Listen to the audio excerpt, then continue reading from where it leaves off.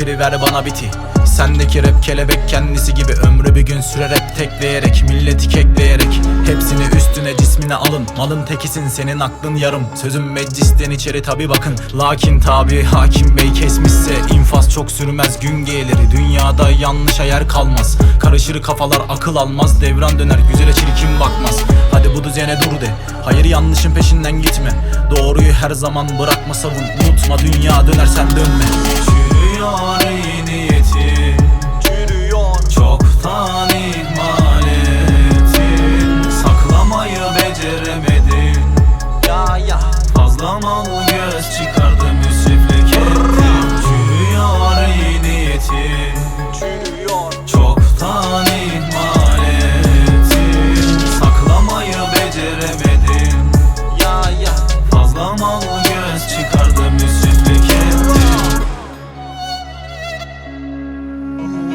Bak çok zaman geçti üstünden, hayat hızlı şekilde tabi akarken. Tanıştım müzikle birden hayat sundu, aldım elinden bana gereken buydu. Kaçın tabi durmayın yakın doğrular yolda, millete yapışıp asım olanca bolca. Tavrı kimilerine sanki basın sözcüsü, hani nerede büyük konuşan tayfanın öncüsü. Yok sende akıl, millete laf yetiştirip durma sen takıl. İnsanı çekememek zor bir akım, işine gelmeyince hep kolpa safın. Zoru görünce durmayın hemen kaçın, kardeş deyip sonra tabi birden satın. Üstündeki değil karakterin çakma bakın, ayık ol lan biraz akıllı takın. Akıllı takın.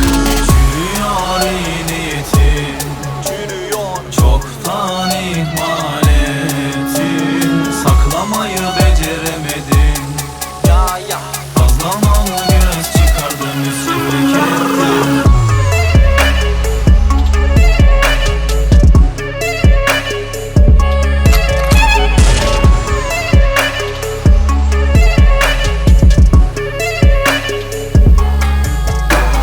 Çürüyor iyi niyetin, çoktan ihmal ettin. Saklamayı beceremedin, fazla mal göz çıkardı